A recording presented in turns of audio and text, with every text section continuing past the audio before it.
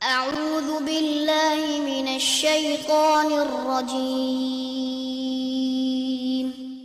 بسم الله الرحمن الرحيم الحمد للہ رب العالمین والصلاة والسلام علی نبینا محمد وعلی آلہ وصحبہ اجمعین اما بعد۔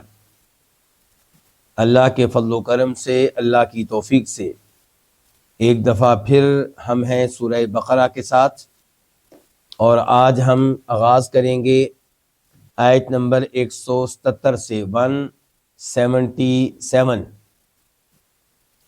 اس میں اللہ رب العزت ایک دفعہ پھر قبلے کا تذکرہ کر رہے ہیں، اور اللہ تعالیٰ یہ بتا رہے ہیں کہ اصل نیکی یہ نہیں ہے کہ آپ منہ مشرق کی طرف کریں یا مغرب کی طرف کریں۔ اصل نیکی کیا ہے؟ اللہ پہ ایمان لانا، آخرت پہ ایمان لانا، ان عقائد کو اختیار کرنا جو قرآن و حدیث میں آئے، ان اعمال کو اختیار کرنا جو قرآن و حدیث میں آئے، اس اخلاق کو اختیار کرنا جو قرآن و حدیث میں آیا۔ چنانچہ اللہ تعالیٰ فرماتے ہیں لیس البر ان تولوا وجوہکم قبل المشرق والمغرب، لیسا نہیں ہے، البر نیکی، البر لیسا کی خبر ہے اور مقدم ہے، اسم کیا ہے؟ ان تولوا، یعنی کہ تمہارا اپنے چہروں کو، ان تولوا وجوہکم کا ترجمہ میں پہلے کر رہا ہوں، ان تولوا وجوہکم تمہارا اپنے چہروں کو پھیر لینا، یہ مصدر والا معنی کیا ہے کیونکہ ان آ گیا ہے، اور ان نے تولو کو مصدر کے معنی میں کر دیا ہے۔ تمہارا اپنے چہروں کو پھیر لینا قبل المشرقی، مشرق کی جانب، والمغرب اور مغرب کی جانب، لیس البر یہ اصل نیکی نہیں ہے، یہ بھی نیکی ہے۔ اگر کوئی یہ کام نہیں کرے گا، جان بوجھ کے اس کی خلاف ورزی کرے گا، اس کی نماز قبول نہیں ہوگی، لیکن اصل بات یہ نہیں ہے۔ اصل بات کہ اللہ کا آرڈر ماننا، جدھر اللہ پھیر دے ادھر پھیر جانا، جدھر اللہ منہ کرنے کے بارے میں کہے ادھر منہ کر لینا۔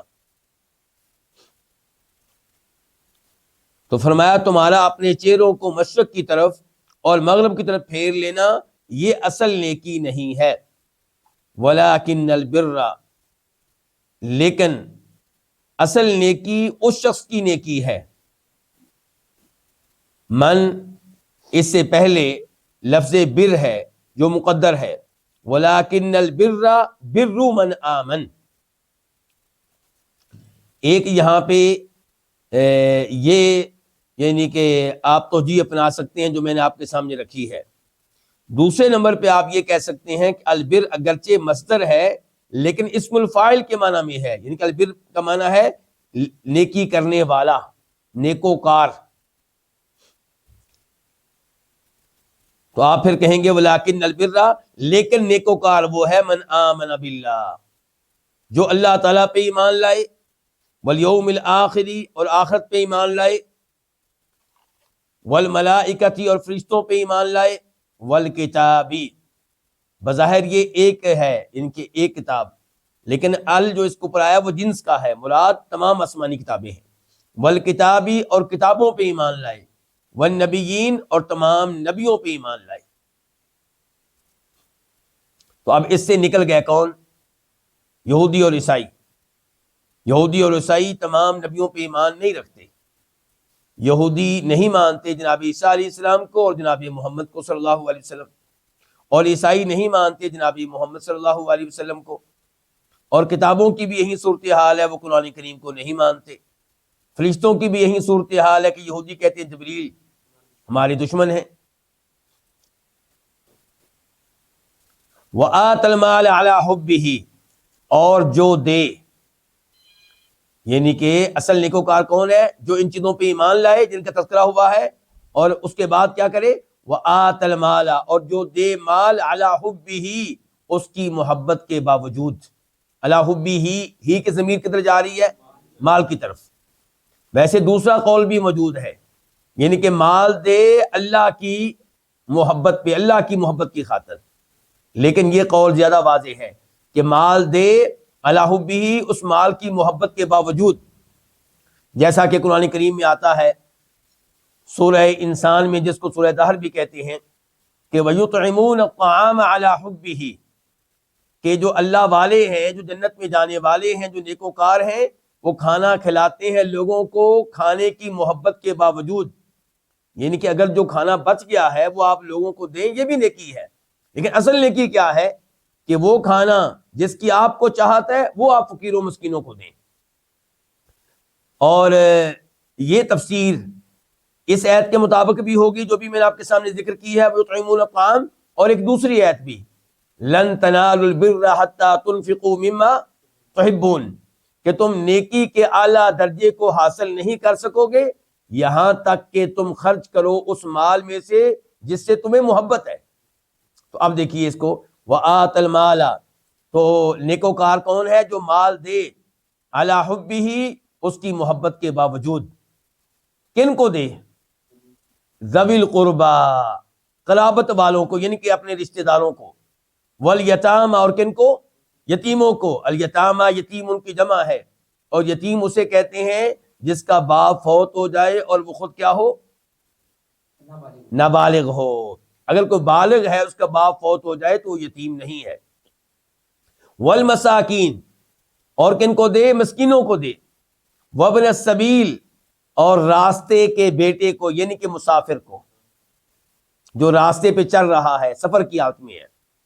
والسائلین، اور کن کو دے؟ مانگنے والوں کو.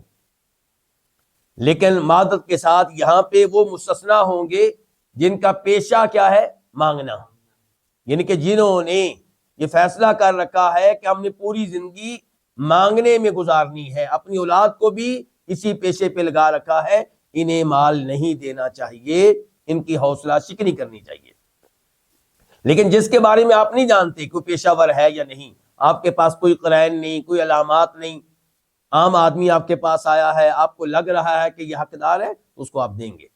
والسائلین، اور مانگنے والوں کو. وفی الرقاب، اور گردنوں کو آزاد کرنے میں. یعنی کہ الرقاب جمع ہے کس کی؟ رقبت، ان کی. ان کے غلاموں کو آزاد کرنے کے معاملے میں جو مال دے، یہ ہے نیکوکار. غلاموں کو آزاد کرنے میں. وَأَقَامَ الصَّلَاةَ، اور جو نماز قائم کرے. اور یہاں پہ بھی اللہ نے کیا کہا ہے؟ قائم کرے. یہ نہیں کہا نماز ادا کرے، کیا کہا؟ قائم کرے. اور بتا چکا ہوں کہ قائم کرنے میں کیا چیزیں آتی ہیں. مثال کے طور پہ وقت پہ نماز ادا کرنا، وضو کے ساتھ ادا کرنا، جماعت کے ساتھ ادا کرنا، نماز میں نماز کے ارکان اور شرائط کا خیال رکھنا، یہ سب کچھ اس میں آئے گا. وَآتَ الزَّکَاةَ، اور جو زکوٰۃ ادا کرے. وَالْمُوفُونَ بِعَہْدِهِمْ، اور جو پورا کرنے والے ہیں اپنے عہد کو. اذا عاہدوا، جب وہ معاہدہ کر لیں. کس سے معاہدہ کر لیں؟ اللہ تعالیٰ سے یا لوگوں سے. یعنی کہ یہ ہے نیکوکار. اور جو پورا کرنے والے اپنے عہد کو، اذا عاہدوا، جب وہ عہد کر لیں. کس سے کر لیں؟ اللہ سے یا انسانوں سے. اور آپ جانتے ہیں اسلام میں اس کی بڑی اہمیت ہے. کس کی؟ وعدہ کر کے وعدہ کو پورا کرنے کی. اللہ تعالیٰ فرماتے ہیں وَأَوْفُوا بِالْعَهْدِ، عہد کو پورا کرو. اور حدیث بھی آپ جانتے ہیں کہ منافقین کی نشانیوں میں سے ایک نشانی کیا ہے کہ وہ وعدہ کر کے وعدے کو پورا نہیں کرتے بلکہ اس کی خلاف ورزی کرتے ہیں.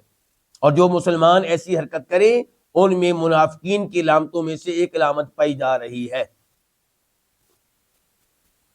وَالصَّابِرِينَ فِي الْبَأْسَاءِ وَالضَّرَّاءِ وَحِينَ الْبَأْسِ.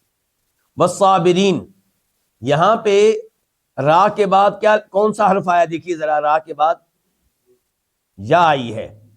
اور اس سے پہلے والموفون، اس میں فا کے بعد کیا آیا تھا؟ واو. تو اس لحاظ سے یہاں پہ بھی آنا چاہیے تھا والصابرون، واو آنی چاہیے تھی. اور جو صبر کرنے والے ہیں. لیکن یہاں پہ انداز مختلف ہے، والصابرین. تو اب سوال اٹھے گا کہ صابرین کیوں ہے؟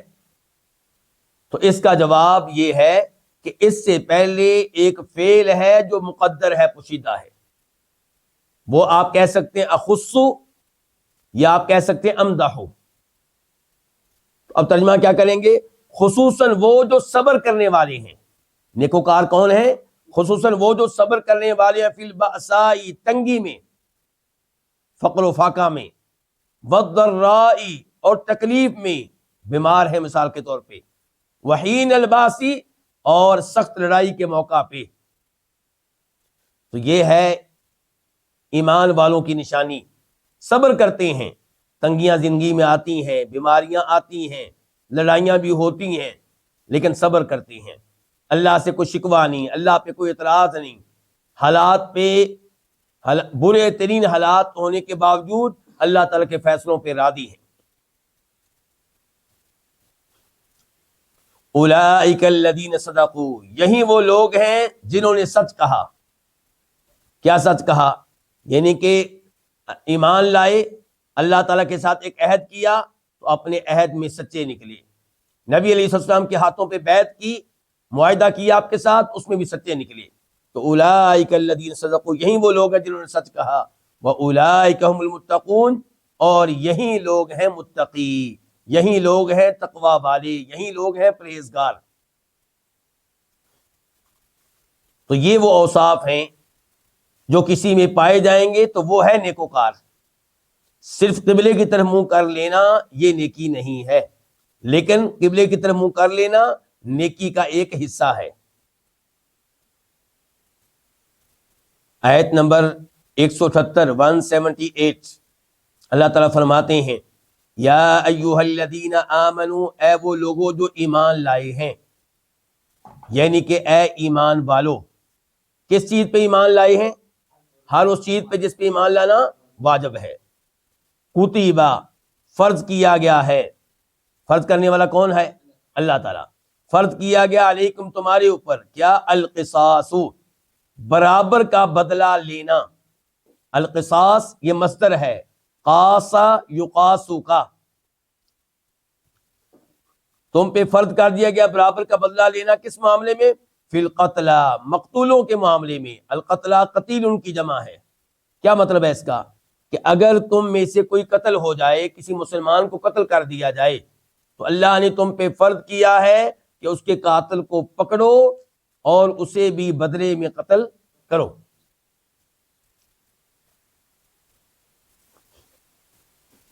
الحر بالحر والعبد بالعبد والانثى بالانثى۔ الحر بالحر، یہاں پہ میں بالحر کا ترجمہ پہلے کروں گا۔ آزاد قاتل کے بدلے میں الحر، اسی آزاد قاتل کو ہی قتل کیا جائے گا۔ اس سے آپ کیا سمجھے ہیں؟ اصل میں عربوں میں اس زمانے میں انصاف نہیں تھا، طاقتور کا قانون چلتا تھا۔ اس قبیلے کے آزاد آدمی نے، یعنی آزاد سے مراد غلام نہیں ہے، آزاد آدمی نے دوسرے قبیلے کے مثال کے طور پہ غلام کو قتل کر دیا۔ اب وہ بدلہ لینے کے لیے آئیں گے، وہ کہیں گے ہم نے قاتل کو قتل کرنا ہے، یہ کہیں گے نہیں، قاتل کو ہم ہاتھ نہیں لگانے دیں گے، البتہ ہم ایک غلام تمہارے حوالے کر دیتے ہیں، تم اس کو قتل کر دو۔ واضح ہو گیا؟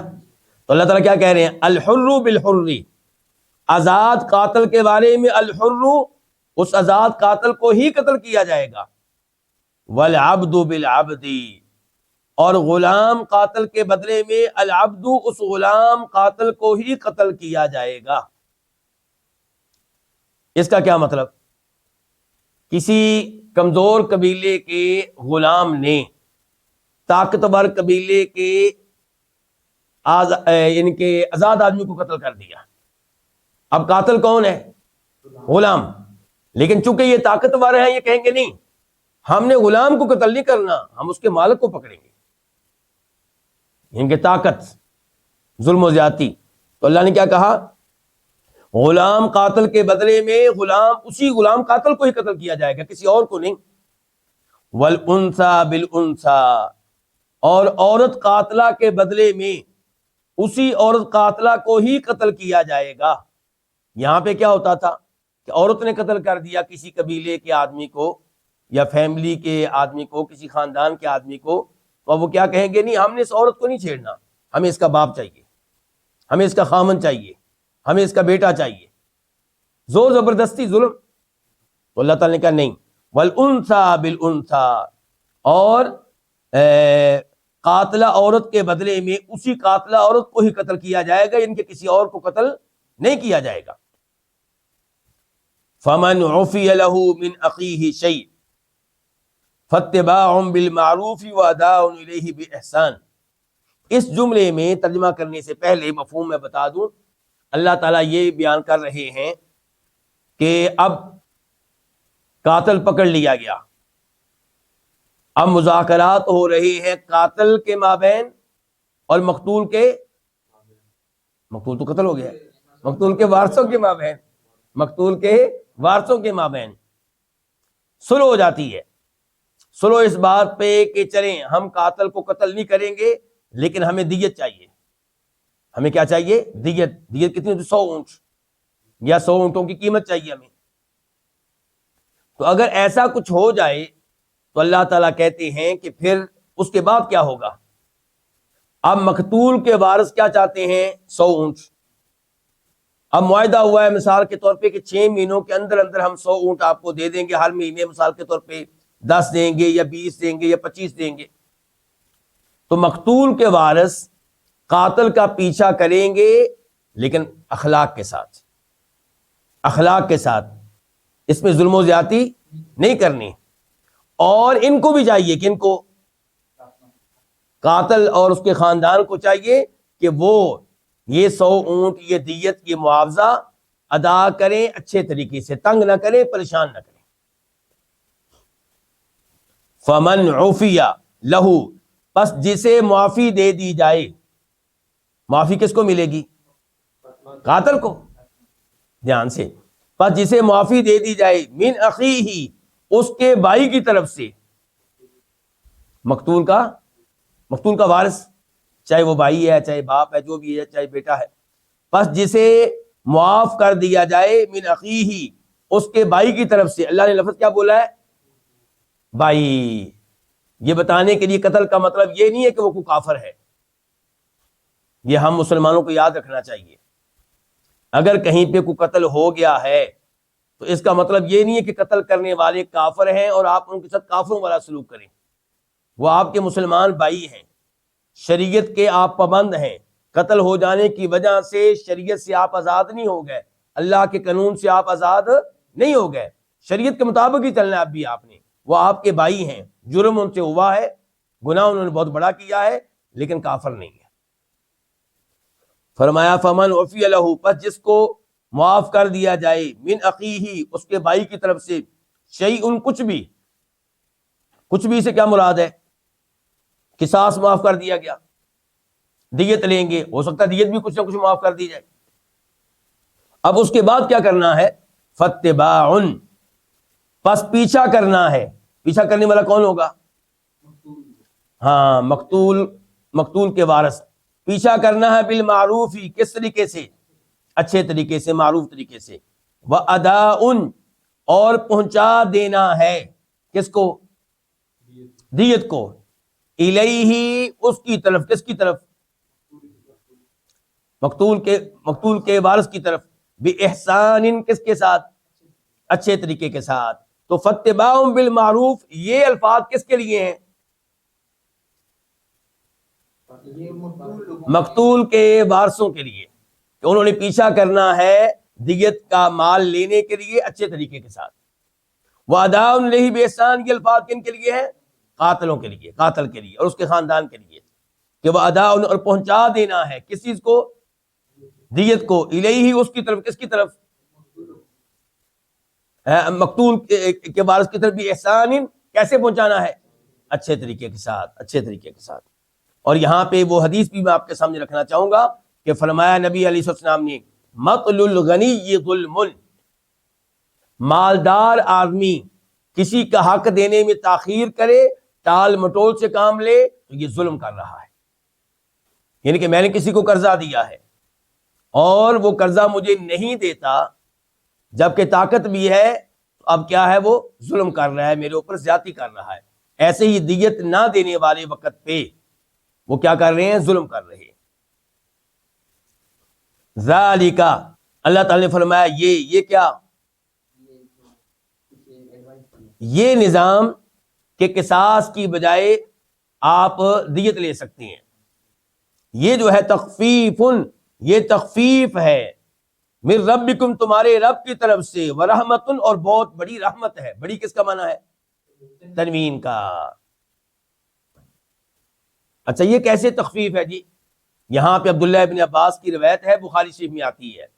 وہ کہتے ہیں بنی اسرائیل میں صرف قصاص تھا، دیت کا نظام نہیں تھا.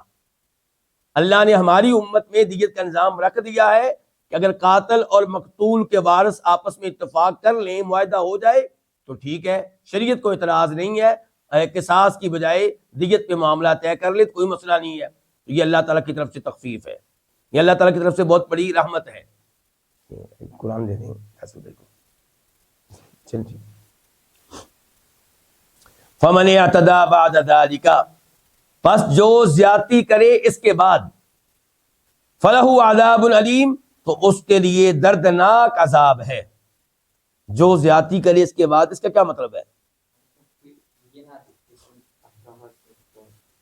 دیت لے لی، دیت لینے کے بعد قاتل کو قتل بھی کر دیا. ایسی حرکتیں عام ہیں ہمارے معاشرے میں. صلح ہو جانے کے بعد قاتل کو قتل کر دینا. فمن اعتدى بعد ذلك، جو زیادتی کرے اس کے بعد، فلہ عذاب علیم، تو اس کے لیے دردناک عذاب ہوگا. رب کو بھولنا نہیں چاہیے، ایک اوپر بھی ہے. وَلَكُمْ فِي الْقِصَاصِ حَيَاةٌ يَا أُولِي الْأَلْبَابِ لَعَلَّكُمْ تَتَّقُونَ، آیت نمبر 179. وَلَكُمْ، اور تمہارے لیے، فی القصاص، قصاص میں کیا مطلب؟ قاتل سے بدلہ لینے میں. اور تمہارے لیے قصاص میں حیاتن، ایک طرح کی زندگی ہے، ایک عظیم زندگی ہے. یا اولی الباب، اے عقل والو. الباب لبن کی جمع ہے، لبن کہتے ہیں عقل کو. اے عقل والو، اولی کا معنی والو، اے عقل والو، لعلکم تتقون، تاکہ تم بچ جاؤ. اس کا کیا مطلب ہے؟ بچ جاؤ کس سے؟ نمبر 1 تاکہ تم بچ جاؤ جہنم کی آگ سے. نمبر 2 تاکہ تم بچ جاؤ کسی دوسرے کو قتل کرنے سے. کیا مراد ہے اس ایت سے؟ اللہ تعالی نے قصاص کو زندگی قرار دے دیا، جبکہ قصاص میں تو بندہ قتل ہو رہا ہے. وہ ایک قتل ہوگا تو اس میں باقیوں کے لیے کیا ہے؟ زندگی ہے، باقیوں کے لیے سلامتی ہے. باقی لوگ عبرت حاصل کریں گے، جب اپنی آنکھوں سے دیکھیں گے کیسے تلوار سے اس کی گردن اڑی ہے، تو یہ منظر کبھی بھولیں گے نہیں. اور سعودی عرب میں جب کبھی قصاص کی حد نافذ کی گئی تو وہاں پہ بہت سے لوگ جمع ہو جاتے ہیں. کئی لوگوں کو دیکھا گیا کہ بے ہوش ہو جاتے ہیں دیکھنے والے. تو اس لیے یہ منظر کوئی عام منظر نہیں ہے. یہ اگر قصاص کا نظام نافذ کر دیا جائے تو اس سے پورے معاشرے کو سکون ملے گا، زندگی ملے گی. آج کیا صورتحال ہے؟ بہت سے اسلامی ممالک میں شریعت صحیح معنوں میں نافذ نہیں ہے. اب ہر گلی محلے میں الگ سے سیکورٹی گارڈ رکھنا پڑتا ہے، اونچی اونچی دیواریں اور مضبوط ترین دروازے، مضبوط ترین کھڑکیاں. ڈاکو ادھر سے نہ آ جائے، ادھر سے نہ آ جائے، قتل کرنے والا ادھر سے نہ آ جائے، ادھر سے نہ آ جائے. پھر بھی پریشان. واقعات سنتے ہیں، اس محلے میں یہ ہوا، اس محلے میں یہ ہوا، ادھر قتل ہو گیا، ادھر قتل ہو گیا. ایک ڈر، ایک خوف، زندہ ہے مردوں کی طرح. تو اللہ تعالیٰ کہتے ہیں میری شریعت کو نافذ کرو، تمہیں زندگی ملے گی. اور تمہارے لیے قصاص میں ایک عظیم زندگی ہے عقل والو، تاکہ تم بچ جاؤ، یعنی کہ جہنم کی آگ سے بچ جاؤ. جب ایک کے اوپر قصاص نافذ ہوگا تو پھر تم کسی کو قتل کرنے کی جرت نہیں کرو گے تو جہنم کی آگ سے بچ جاؤ گے. جب قصاص نافذ ہوگا پھر تم کسی کو قتل نہیں کرو گے، قتل کرنے سے بچ جاؤ گے. یہ ہے لعلکم تتقون. اس کے بعد آیت نمبر 180 اللہ تعالیٰ فرماتے ہیں کتب علیکم، فرض کر دیا گیا ہے تمہارے اوپر. فرض کرنے والا کون؟ اللہ رب العزت. فرض کر دیا گیا تمہارے اوپر. اچھا کیا فرض کر دیا گیا ہے؟ وہ بہت آگے آ رہا ہے. الوصیۃ، وہ دیکھ رہی آپ نے الوصیۃ 4-5 الفاظ کے بعد، وہ ہے کتبہ کا نائب فاعل. فرض کر دیا گیا تمہارے اوپر وصیت کرنا. کن کے حق میں؟ للوالدین، والدین کے لیے اور قریبی ترین رشتے داروں کے لیے بالمعروف ہی معروف طریقے سے وصیت کرنا۔ اچھا اب واپس آ جائیں، کتب علیکم تمہارے اوپر فرض کر دیا گیا ہے وصیت کرنا، کب کس موقع پہ؟ اذا جب، حاضر آئے، احدکم تم میں سے کسی پہ کیا آئے؟ موت آئے، ان طرح کا اگر وہ چھوڑے خیرا، یسل میں خیرن، اگر وہ چھوڑے مال، یعنی کہ اگر کوئی مال چھوڑ کے جا رہا ہے تو اللہ تعالیٰ کی طرف سے اس کے اوپر واجب ہے کہ وہ وصیت کر کے جائے اپنے والدین کے حق میں اور قریبی رشتہ داروں کے حق میں کہ ان کو اتنا مال دینا ہے، ان کو اتنا مال دینا ہے۔ اب کیا صورتحال ہے جی؟ کئی ایک علماء کرام کا یہ موقف ہے کہ اب یہ حکم منسوخ ہو گیا، اب تو والدین کے حق میں وصیت کرنے کی اجازت ہی نہیں ہے۔ کیوں؟ کیونکہ اللہ نے ان کا حصہ مقرر کر دیا ہے، اللہ نے ان کا حصہ کیا کر دیا ہے؟ مقرر کر دیا ہے۔ قریبی ترین جو رشتہ دار ہیں، بیٹا وغیرہ، ان کا حصہ بھی اللہ نے مقرر کر دیا ہے۔ تو بہت سے علماء کرام کا خیال یہ ہے کہ یہ آیت منسوخ ہو چکی ہے، کینسل ہو چکی ہے، اس کا حکم کینسل ہو چکا ہے، تلاوت باقی ہے۔ اچھا یہ اب سوال پیدا ہوگا کہ اس کو منسوخ کس نے کیا، کون سے حکم نے، کون سی آیت نے؟ تو ایک قول یہ ہے کہ سورہ نساء میں اللہ تعالیٰ نے جہاں پہ وراثت کا نظام بیان کیا ہے، یوصیکم اللہ فی اولادکم، اس آیت نے اس آیت کو منسوخ کر دیا ہے، کیونکہ اللہ نے اب حصے مقرر کر دیے، والدین کے بھی، بیٹوں کے بھی، بیوی کے بھی، ان سب کے حصے مقرر ہو چکے۔ تو اب وصیت ان کے حق میں نہیں کی جائے گی، اگر کسی نے کرنی بھی ہے وصیت تو وہ ان کے حق میں کرے گا جن کا حصہ اللہ نے بیان نہیں کیا۔ اچھا دوسرے نمبر پہ کہا گیا ہے کہ جس چیز نے اس آیت کو منسوخ کیا ہے وہ نبی علیہ السلام کی حدیث ہے، آپ کی حدیث ہے، ان اللہ قد اعطى كل ذی حق حقا فلا وصیۃ لوارث، اللہ نے ہر اس شخص کو جس کا حق بنتا تھا وراثت میں اسے اس کا حق دے دیا ہے، اب کسی وارث کے حق میں وصیت کرنے کی اجازت نہیں ہے۔ کون کہہ رہے ہیں؟ نبی علیہ الصلوۃ والسلام کہہ رہے ہیں، ترمذی شریف کی حدیث ہے۔ تو یہ ایک موقف آپ کے سامنے میں نے رکھا ہے، کیا موقف ہے کہ یہ آیت، اس آیت کا حکم کیا ہو چکا ہے؟ منسوخ۔ جبکہ انشاءاللہ راجح موقف یہ ہے کہ یہ آیت اب بھی منسوخ نہیں ہوئی، اب بھی یہ آیت منسوخ نہیں ہوئی، اس کا حکم اب بھی باقی ہے والدین، ان والدین کے حق میں جن کا وراثت میں حصہ نہیں ہے۔ کیا ایسے بھی والدین ہوتے ہیں جن کا وراثت میں حصہ نہیں؟ آپ مثال دے سکتے ہیں کوئی؟ اللہ آپ کو جزائے خیر دے۔ کسی کے والد عیسائی ہیں، کسی کے والد یہودی ہیں، تو وہ اب فوت ہونے سے پہلے اپنے والدین کے حق میں وصیت کر سکتا ہے کہ میرے مرنے کے بعد میرے مال میں سے 1/3 حصہ 1/3 یا اس سے بھی کم میرے والدین کو دے دیا جائے۔ اور ایسے ہی قریبی رشتہ دار ہیں، قریبی رشتہ دار اگر ایسے ہیں جن کو وراثت کسی وجہ سے نہیں مل رہی، مثال کے طور پہ کوئی خود مسلمان ہے لیکن اس کا بیٹا جو ہے وہ غیر مسلم ہے، اب اس کو وراثت میں سے کچھ نہیں ملے گا، لیکن کیا اس کے حق میں وصیت کر سکتا ہے؟ جی ہاں کر سکتا ہے۔ یا کسی کا بیٹا مثال کے طور پہ کسی وجہ سے غلام بن گیا تو اس کے حق میں وصیت کر سکتا ہے؟ جی ہاں کر سکتا ہے، کیونکہ غلام کے لیے وراثت میں کوئی حصہ نہیں ہے، لیکن وصیت کے طور پہ اس کو مال مل سکتا ہے۔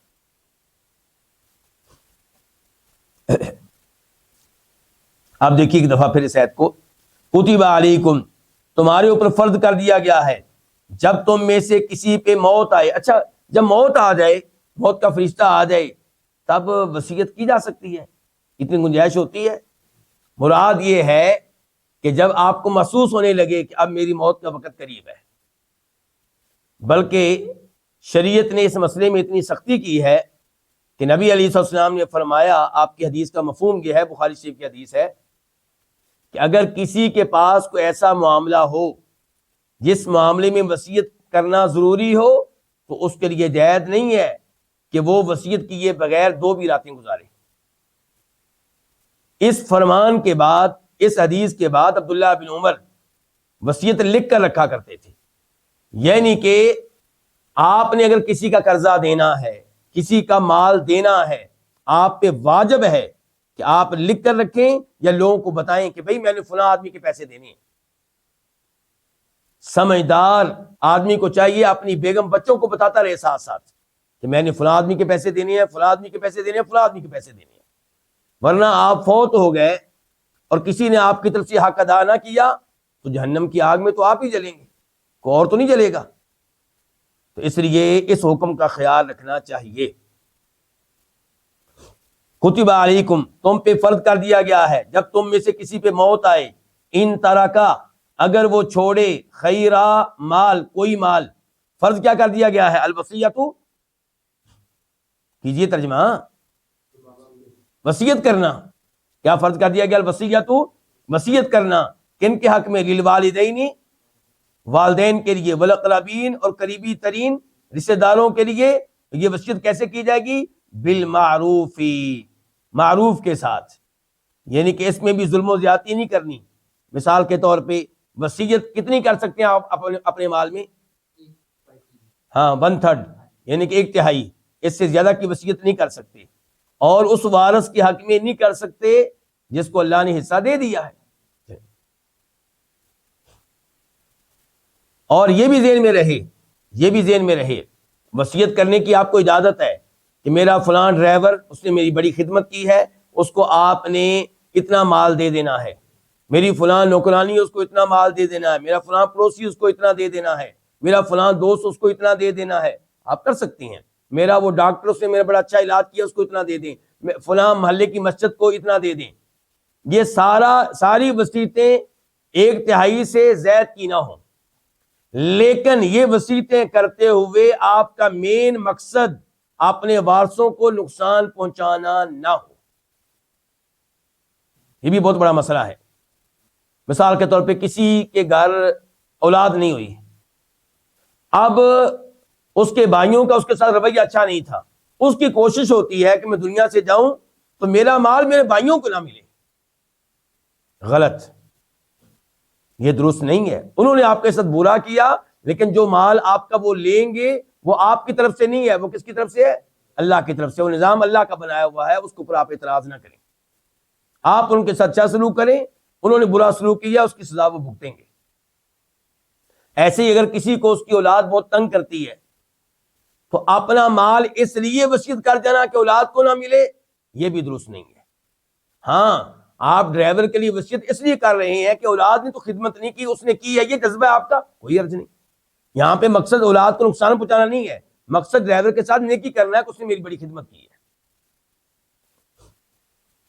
حقا علی المتقین، یہ واجب ہے کن پہ؟ متقین لوگوں پہ، پرہیزگاروں پہ. ان کی جو پرہیزگار ہیں ان کو اس کا خیال رکھنا چاہیے اور وصیت کر کے جانا چاہیے اگر وصیت کرنا ضروری ہو. فمن بدلہ، پس جو اس کو بدل دے، کس کو؟ وصیت کو. ایت نمبر 181، 181. پس جو اس کو بدل دے، بعدما سمعہ، اس کو سن لینے کے بعد. ما مصدریہ ہے، اس کو سن لینے کے بعد. کس کو سن لینے کے بعد؟ وصیت کو. فَإِنَّمَا إِثْمُهُ، تو اس کا گناہ صرف ان لوگوں پہ ہوگا یبدلونہ، جو اس کو بدل رہے ہیں. یہ کہ بدلنے والے جو ہیں انہیں گناہ ہوگا اور سزا کا سامنا کرنا پڑے گا. ان اللہ سمیع علیم، بے شک اللہ تعالی خوب سننے والا ہے. کس کو؟ وصیت کرنے والے کی گفتگو کو، ہر گفتگو کو، لیکن یہاں خاص طور پہ اشارہ اس طرف ہے. بے شک اللہ تعالیٰ خوب سننے والا ہے ہر آواز کو، خصوصاً وصیت کرنے والے کی آواز کو. علیم، خوب جاننے والا ہے ہر چیز کو، خصوصاً اس شخص کی حرکتوں کو جس کو وصیت کی گئی ہے، کہ وہ اب اس کی پابندی کرتا ہے یا نہیں کرتا. آیت نمبر 182، 182. فمن خاف من موص جنفا، فمن پس جو، خافا ڈرے، یعنی جسے اندیشہ ہو. فمن خاف پس جسے اندیشہ ہو، جسے خوف ہو، من موص کسی وصیت کرنے والے کی طرف سے، جنفن کسی طرف داری کا، او اثمن یا کسی گناہ کا، فاصلح بینہم تو وہ اصلاح کرا دے ان کے مابین، فلا اثم علیہ، تو اس کے اوپر کوئی گناہ نہیں ہے۔ اس سے کیا مراد ہے؟ وصیت کرنے والا دیکھ رہا ہے کہ جس کو وصیت کی جا رہی ہے، جو وصیت کے وقت پاس موجود ہیں، وہ دیکھ رہے ہیں کہ وصیت کرنے والا کسی کی خاص سائڈ لے رہا ہے، اس کی سائڈ لیتے ہوئے دوسروں کو نقصان پہنچا رہا ہے، تو وہ مداخلت کریں تو اچھی بات ہے، مداخلت کرنی چاہیے، اس کو سمجھانا چاہیے کہ وصیت تم غلط کر رہے ہو، یا آپ کی وصیت ٹھیک نہیں ہے، شریعت کے خلاف ہے، اللہ سے ڈریں، آپ اب قبر میں جا رہے ہیں، قبر میں جانے سے پہلے ایسے کام نہ کریں۔ او اثمن، یا وصیت کرنے والے نے ایسی وصیت کی جو گناہ پہ مبنی ہے، مثال کے طور پہ میرے مرنے کے بعد سالانہ طور پہ موسیقی کی محفل قائم ہونی چاہیے، اور میری یہ والی جو بلڈنگ ہے یہ میں اس کام کے لیے خاص کر کے جا رہا ہوں، اس کی آمدنی وہاں پہ لگائی جائے، یا کسی بدعت کے حق میں وہ وصیت کر کے گیا ہے کہ میرے مرنے کے بعد یہ وصیت ہونی چاہیے، مثال کے طور پہ تیجا ہونا چاہیے، ساتواں ہونا چاہیے، 40واں، برسی، عرس، اس قسم کی ساری وصیتیں غلط ہیں، گناہ ہیں، تو اس کو تبدیل کروائیں اس کے مرنے سے پہلے یا اس کے مر جانے کے بعد وارثوں سے گفتگو کر کے، تو اس میں کوئی حرج نہیں ہے، بلکہ یہ نیکی کا کام ہے۔ پھر دیکھنے فمن خافا، پس جسے خوف و اندیشہ ہو، من موسن، کسی وصیت کرنے والے کی طرف سے، جنفن، کسی قسم کی طرفداری کا، او اثمن، یا کسی قسم کے گناہ کا، فاصلح، تو وہ صلح کرا دے، کون؟ یہ جسے اندیشہ ہے، بینہم، ان کے مابین، فلا اثم، تو کوئی گناہ نہیں علیہ، اس کے اوپر، کس کے اوپر؟ یہ صلح کرا رہا ہے۔ ان اللہ غفور الرحیم، بے شک اللہ تعالیٰ بہت بخشنے والا، نہایت رحم کرنے والا ہے۔ آیت نمبر 183 سے روزے کے مسائل شروع ہو رہے ہیں، روزوں کے بارے میں گفتگو شروع ہو رہی ہے، اور اس کے بعد حج کے بارے میں گفتگو شروع ہوگی۔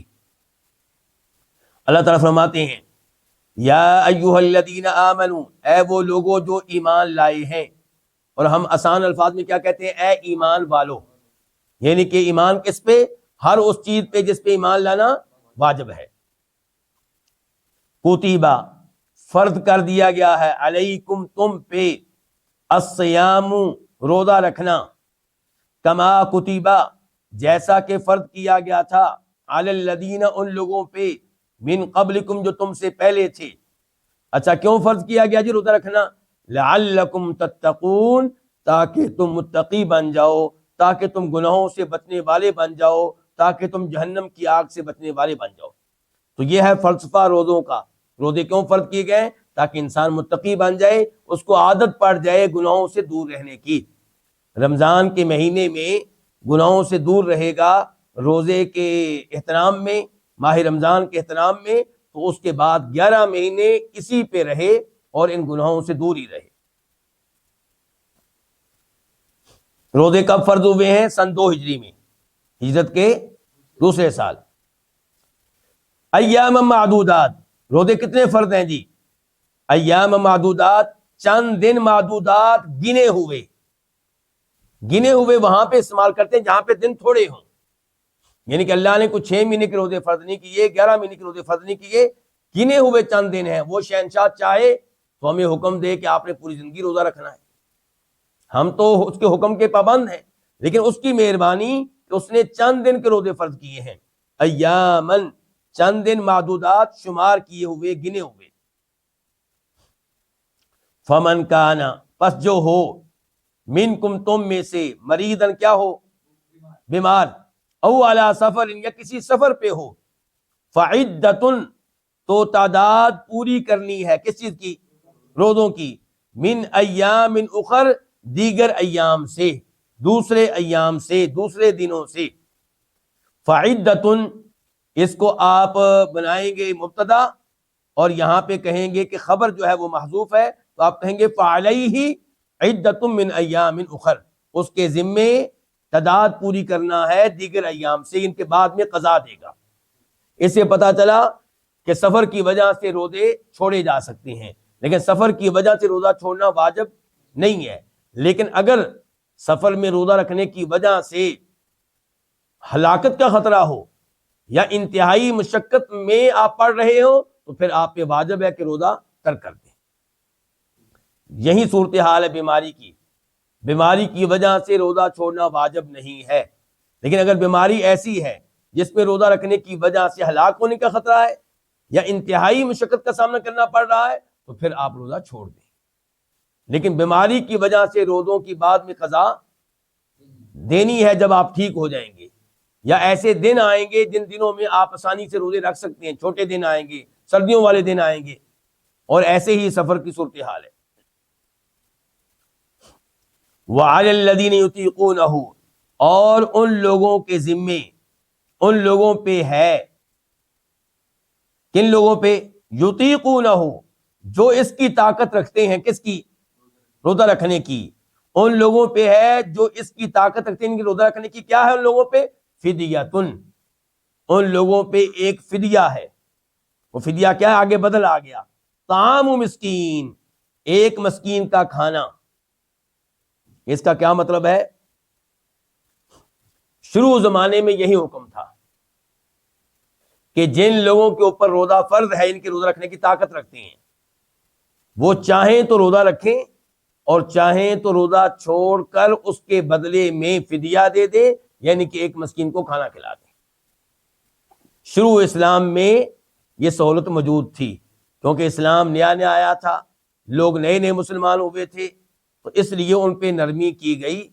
لیکن آج ایسی کوئی نرمی موجود نہیں ہے۔ اگلی آیت میں وہ الفاظ آ رہے ہیں جن کے بعد یہ حکم منسوخ ہو گیا۔ البتہ اب بھی یہ حکم موجود ہے ان لوگوں کے حق میں جو روزہ رکھنے کی طاقت نہیں رکھتے۔ اگر کوئی دائمی بیمار ہے، ہمیشہ کے لیے بیمار ہے، ٹھیک ہونے کی امید نہیں ہے، وہ ہر روزے کے بدلے میں ایک مسکین کو کھانا کھلا دے۔ ایسے ہی بوڑھا ہے، بڑھاپے کی وجہ سے روزہ رکھنے کی طاقت نہیں رکھتا اور آئندہ بھی امید نہیں ہے، تو وہ بھی ہر روزے کے بدلے میں ایک مسکین کو کھانا کھلائے گا۔ فمن تطوع خیرا فهو خیر اللہ، پس جو تطوع خوشی سے کرے، خیرا کوئی بھی خیر کا کام، فہوا تو یہ کیا؟ یہ خوشی سے خیر کا کام کرنا خیر اللہ، اس کے لیے بہتر ہے۔ یہ ویسے تو عام اصول ہو گیا کہ کچھ عبادات آپ کے ذمہ واجب ہیں، لیکن آپ نفلی عبادات کریں گے تو آپ کے لیے بہتر ہے۔ نفل نمازیں، نفلی روزے، زکوٰۃ کے بعد نفلی صدقہ خیرات، فرض حج کے بعد نفلی حج، فرض عمرے کے بعد نفلی عمرے۔ لیکن یہاں پہ کہنے کا کیا مقصد ہے؟ علماء کرام کہتے ہیں اس کا مقصد یہ ہے کہ اللہ نے تو آپ کے ذمے یہ لگایا ہے کہ آپ ایک مسکین کو کھانا کھلائیں، آپ اس کی جگہ پہ 2 کو کھلا دیں، 10 کو کھلا دیں، یہ آپ کے لیے بہتر ہے۔ وَأَن تَصُومُوا، یہ المصریہ ہے، اور تمہارا روزہ رکھنا خیر لکم، تمہارے لیے بہتر ہے۔ کس کے مقابلے میں بہتر ہے؟ روزہ نہ رکھنے کے مقابلے میں۔ یہ ان کو کہا جا رہا ہے جن کو شروع اسلام میں رخصت دی گئی تھی روزہ رکھنے کی یا فدیہ دینے کی۔ فرمایا تمہارا روزہ رکھنا تمہارے لیے بہتر ہے، ان کنتم تعلمون، اگر تم علم رکھو، اگر تمہارے پاس علم ہو۔ اس سے علم کی شان بھی معلوم ہوئی کہ انسان کے پاس علم ہو شریعت کا، قرآن کا، حدیث کا، تو اسے پتا ہوتا ہے کہ روزہ رکھنا بہتر ہے روزہ نہ رکھنے سے۔ آیت نمبر 185 185، شہر رمضان، ماہ رمضان، الذی وہ ہے کہ انزل فیہ، جس میں اتارا گیا ہے، القرآن، کیا اتارا گیا ہے؟ قرآن۔ تو قرآن کس مہینے میں اترا؟ رمضان میں۔ تو پتہ چلا رمضان اور قرآن کا آپس میں گہرا تعلق ہے، اس لیے رمضان کے مہینے میں قرآن کی تلاوت کا خوب اہتمام کرنا چاہیے۔ صحابہ کرام سے، سلف صالحین سے رمضان میں قرآن پڑھنے کے بارے میں جو واقعات ملتے ہیں، بڑے عجیب و غریب واقعات ہیں۔ اور یہاں پہ مجھے جملہ یاد آ رہا ہے جو کسی عالم دین نے کہا ہے کہ اگر آپ یہ جاننا چاہتے ہیں کہ سلف صالحین قرآن کریم کا کتنا اہتمام کرتے تھے، تو آپ اپنے آپ کو دیکھ لیں کہ آپ کتنا موبائل کا اہتمام کرتے ہیں۔ جتنا آپ موبائل کا اہتمام کرتے ہیں، اس سے کہیں زیادہ سلف صالحین قرآن پڑھنے کا اہتمام کرتے تھے۔ یعنی کہ میں اور آپ صبح و شام کس کے ساتھ ہیں؟ ہم میں سے ہر آدمی موبائل کو 8 گھنٹے 9 گھنٹے 10 گھنٹے دے رہا ہے، تو صحابہ کرام یہ سارا وقت قرآن کو دیا کرتے تھے۔ تو شہر رمضان، رمضان کا مہینہ وہ ہے جس میں قرآن اتارا گیا، ہدی للناس، اس حال میں کہ وہ لوگوں کو ہدایت دینے والا ہے۔ کون؟ قرآن۔ یہ کون سی ہدایت ہوگی؟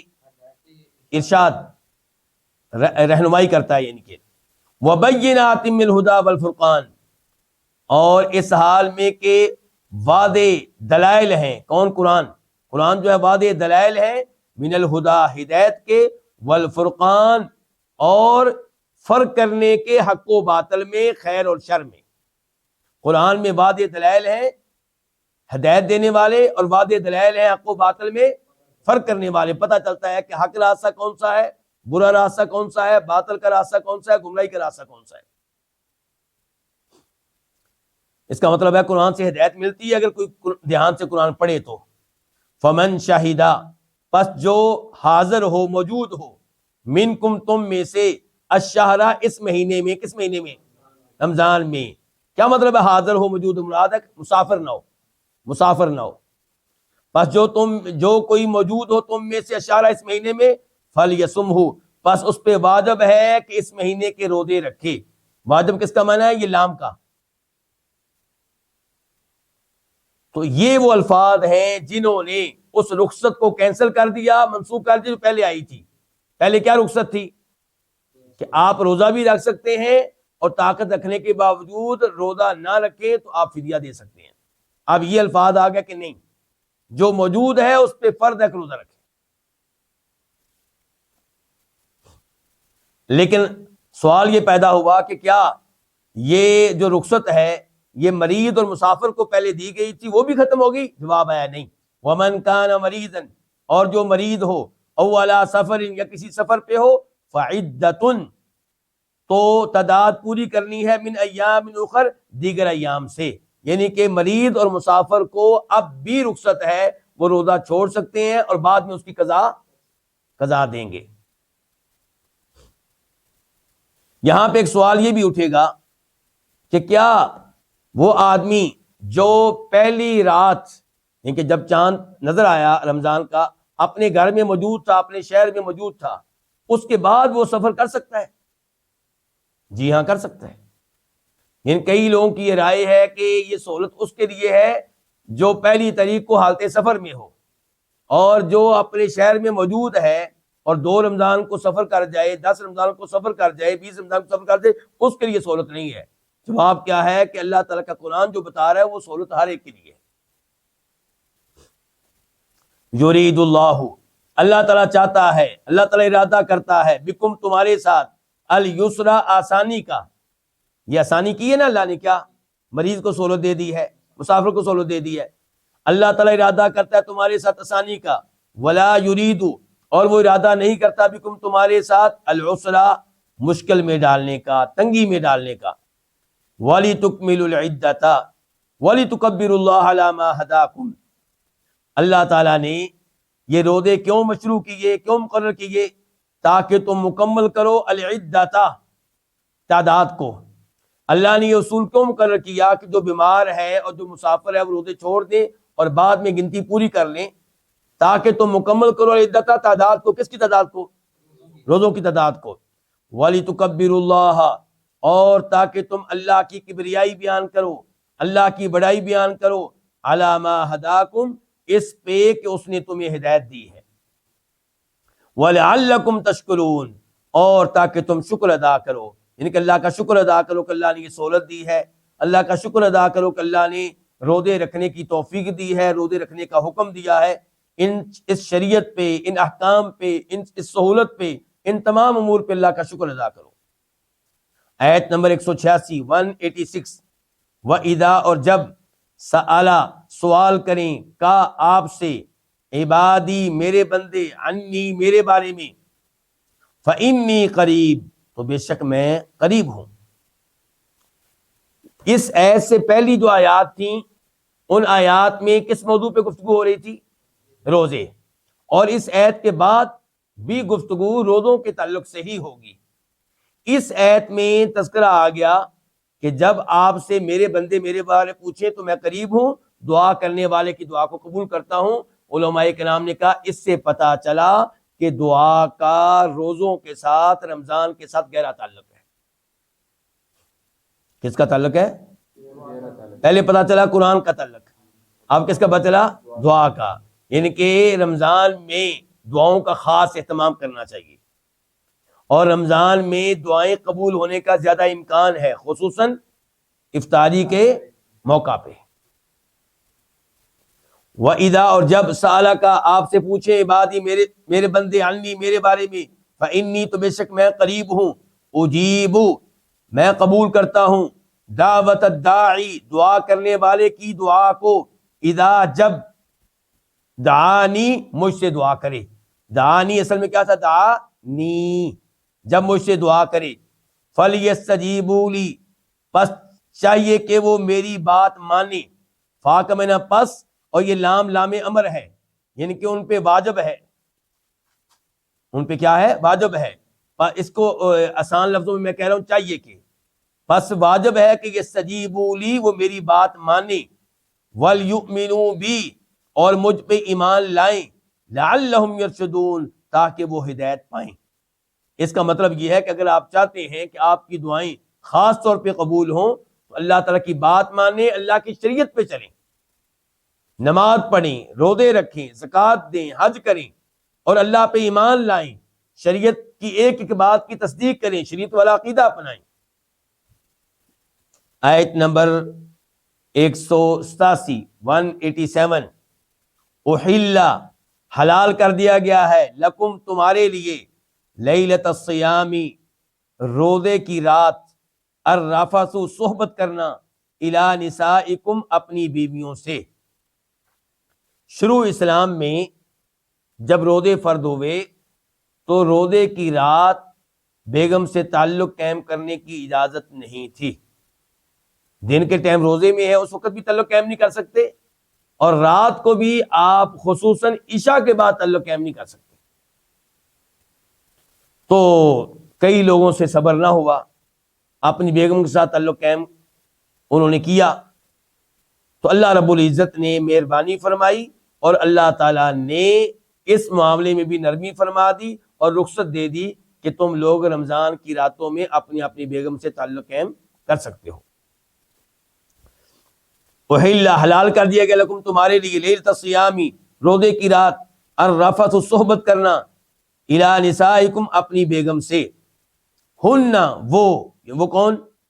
عورتیں، بیگمات، لباس لکم، تمہارے لیے لباس ہیں، وانتم، اور تم، لباس لہن، ان کے لیے، یعنی کہ آپس میں کوئی پردہ نہیں، انسان لباس کے بغیر نہیں رہ سکتا، ایسے ہی مرد اپنی بیوی کے بغیر نہیں رہ سکتا اور بیوی خامد کے بغیر نہیں رہ سکتی، اس لیے اللہ تعالیٰ نے یہ رخصت دے دی ہے۔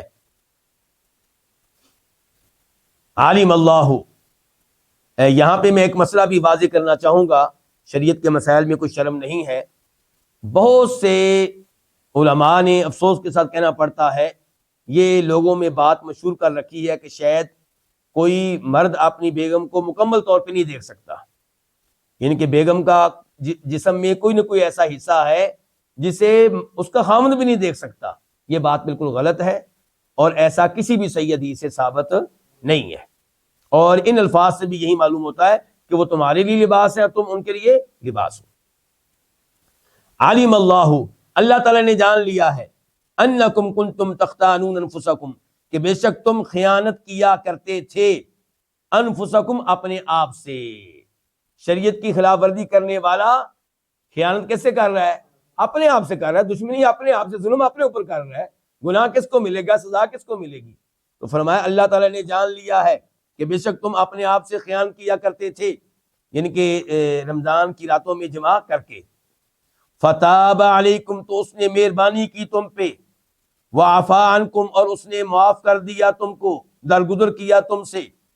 فالآن، پس اب، باشروہن، تم ان سے جماع کرو، وابتغوا، اور تم طلب کرو، ما، وہ چیز، کتب اللہ، جو اللہ نے لکھ دی ہے، لکم، تمہارے لیے۔ کیا مطلب؟ ان کے اپنی بیگم سے تعلق قائم کرو، اور وہ چیز تلاش کرو، طلب کرو جو اللہ نے تمہاری لکھ دی ہے، ان کی اولاد. اپنی اپنی بیگمات سے تعلق قائم کر سکتے ہو تاکہ تمہیں اولاد ملے، اپنی اپنی بیگم سے تعلق قائم کر سکتے ہو تاکہ تمہیں پاک دامنی ملے، تاکہ تم گناہوں سے بچ جاؤ. وَكُلُوا، اور تم کھاؤ، وَاشْرَبُوا، اور پیو، ان کے کھاتے رہو اور پیتے رہو، حتیٰ یہاں تک کہ یتبین، خوب واضح ہو جائے، خوب ظاہر ہو جائے، لکم، تمہارے لیے، کیا واضح ہو جائے؟ الخیط الابیض، سفید دھاگا. سفید دھاگے سے مراد کیا ہے؟ صبح کی روشنی، صبح صادق، یعنی کہ جو فجر کی اذان ہوتی ہے اس وقت جو روشنی نظر آتی ہے اس کی بات ہو رہی ہے. اور الخیط الاسود آگے آ رہا ہے، اس سے مراد ہے رات کی سیاہی، یعنی کہ سیاہ دھاگے سے مراد ہے رات کی سیاہی. اور من الفجر کا جو لفظ ہے اس کا تعلق ہے الخیط الابیض سے. من الفجر جو لفظ آ رہا ہے اس کا تعلق کس سے؟ الخیط الابیض سے. اب دیکھیں، اور کھاؤ اور پیو، یعنی کہ کھاتے رہو پیتے رہو یہاں تک کہ یتبین، خوب واضح ہو جائے، ظاہر ہو جائے، لکم، تمہارے لیے، الخیط الابیض، فجر کا سفید دھاگا، یعنی کہ فجر کی سفید روشنی، من الخیط الاسود، سیاہ دھاگے کے مقابلے میں، یعنی کہ رات کی سیاہی کے مقابلے میں. اچھا، یہاں پہ اللہ تعالیٰ نے مغرب کے بعد سے لے کے صبح صادق تک، طلوع فجر تک کھانے پینے کی اجازت دی ہے. اور کھانے پینے کی اجازت کے ساتھ ساتھ آپ جانتے ہیں کہ پھر اجازت ہوتی ہے دیگر امور کی بھی جو روزے کی وجہ سے حرام ہے. مثال کے طور پہ اپنی بیگم سے تعلق قائم کرنے کی. اچھا، اس کی میں وضاحت کیوں کر رہا ہوں، وہ بھی بڑا اہم مسئلہ ہے. مسئلہ یہ ہے کہ اگر میاں بیوی اٹھے، جاگ آئی اور اذان ہونے میں 5 منٹ رہ گئے ہیں، دونوں نے غسل کرنا ہے، رات کو تعلق قائم کیا تھا، تو کیا اسی حالت میں سحری کا کھانا کھا سکتے ہیں اور غسل کر لیں فجر کی اذان کے بعد؟ جی ہاں، ایسا کیا جا سکتا ہے، اس میں کوئی حرج نہیں ہے. چلیے، کیونکہ کھانے پینے کی جماع کی اجازت کب تک ہے؟ طلوع فجر تک. طلوع فجر تک، غسل بعد میں ہو سکتا ہے. اور یہاں پہ ایک حدیث بھی بتا دوں. ایک صحابی تھے، انہوں نے یہ ایت سنی، انہوں نے کیا کیا، ایک سفید دھاگا لیا اور ایک سیاہ دھاگا لیا اور اپنے تکیے سرہانے کے ارد گرد رکھ لیا. اب وہ ان کو کوئی سمجھ نہیں آ رہی، ان کے سفید دھاگا نظر نہیں آ رہا، مطلب وہ تو اس انتظار میں تھے کہ سفید دھاگا کب نظر آئے. تو نبی علیہ السلام نے پھر واضح کیا کہ سفید دھاگے سے مراد کیا ہے؟ صبح کی روشنی، وہ جو اوپر نظر آئے گی، اور سیاہ دھاگے سے مراد کیا؟ رات کی سیاہی. تو پتہ چلا کہ قرآن کریم کی تفسیر جاننے کے لیے اگرچہ عربی زبان نہایت ضروری ہے لیکن یہ کافی نہیں ہے. احادیث کے بغیر، صحابہ کرام کے بغیر آپ قرآن کریم کو صحیح معنوں میں سمجھ نہیں سکتے. ثم اتم الصیام، اب روزہ شروع ہو گیا جی. اللہ تعالیٰ کہتے ہیں ثم اتم الصیام، پھر تم روزے کو مکمل کرو، اللیل، کب تک؟ رات تک. رات تک روزے کو مکمل کرنا، یعنی کہ رات تک آپ کو کھانے پینے کی، بیگم سے جماع کرنے کی اجازت نہیں ہے. اچھا، اب رات ہو گئی، رات ہونے سے کیا مراد ہے؟ عشاء کے وقت مراد ہے، 11 بجے مراد ہے، کون سا وقت مراد ہے؟ سورج غروب ہونا. سورج غروب ہونے کے بعد ان احتیاط کے نام پہ 2 منٹ 3 منٹ 5 منٹ انتظار کرنا کیسا ہے؟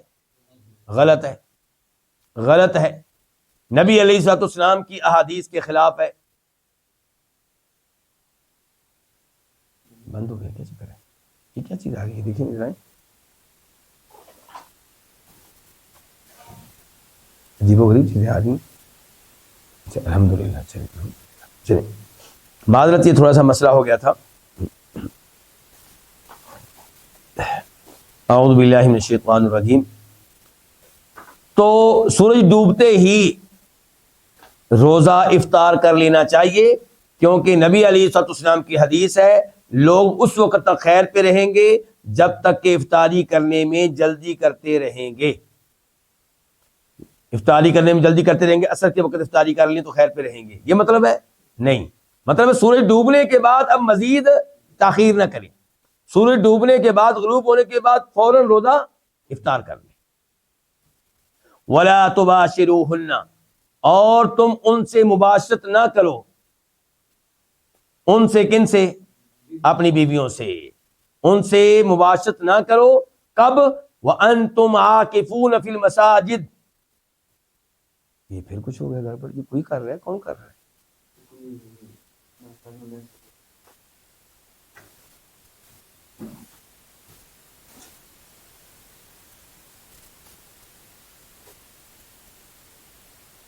کیا ہو رہا ہے؟ یہ عجیب بات ہے. ابھی تو سیٹ ہو گیا فی الحال تو، لیکن اعوذ باللہ من الشیطان الرجیم.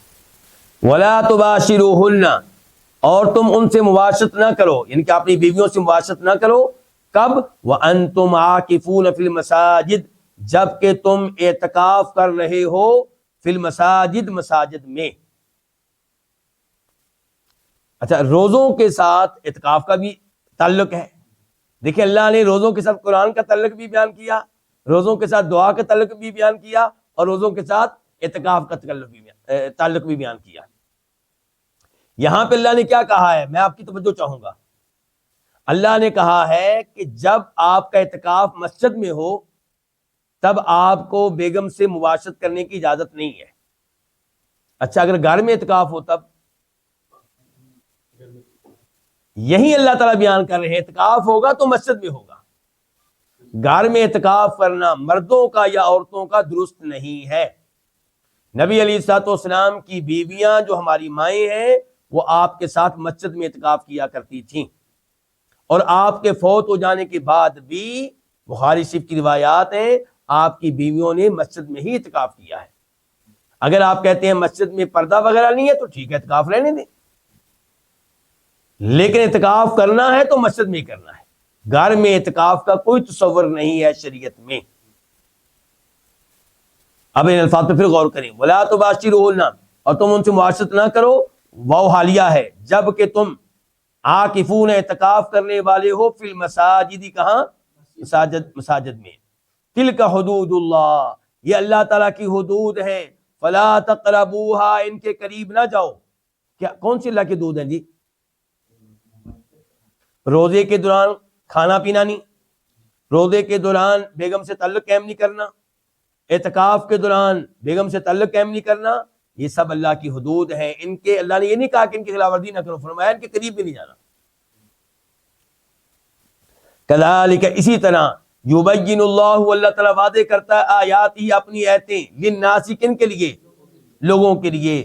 لعلہم یتقون، تاکہ وہ تقوی اختیار کریں، تاکہ وہ بچ جائیں شریعت کی خلاف ورزی سے، تاکہ وہ بچ جائیں اللہ کے احکام کی خلاف ورزی سے. آیت نمبر 188 188.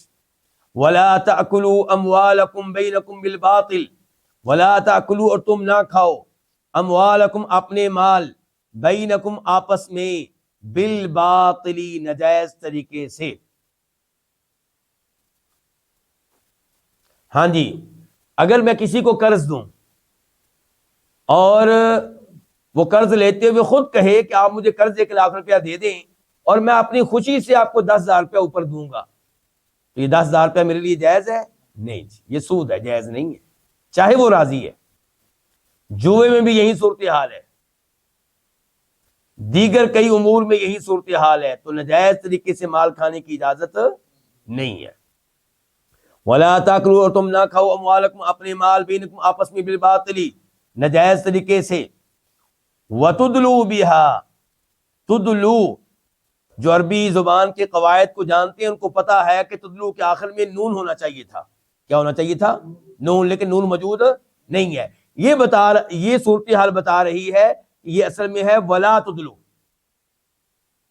یعنی کہ لا، وہ جو لا ہے نا تاکلو کے ساتھ، اس لا کا تعلق تدلو کے ساتھ بھی ہے کہ نہ کھاؤ اپنے مال آپس میں ناجائز طریقے سے، اور نہ تدلو، تم لے کر جاؤ، بہا، ان اموال کو، الی الحکام، حکمرانوں کی طرف، حکمرانوں کے پاس، لتاکلوا، تاکہ تم کھاؤ، فریقاً ایک حصہ، من اموال الناس، لوگوں کے مال کا، بالاثم، گناہ کے ساتھ، وانتم تعلمون، جبکہ تم جانتے ہو۔ اس سے کیا مراد ہے جی؟ ایک تو اس میں رشوت آئے گی، ایک یہ ہے کہ آپ کو پتا ہے کہ کسی آدمی کی کوئی زمین ہے، کوئی باغ ہے، کوئی گاڑی ہے، کوئی بائک ہے، لیکن آپ کو یہ بھی معلوم ہے کہ اس کے پاس ثبوت نہیں ہے،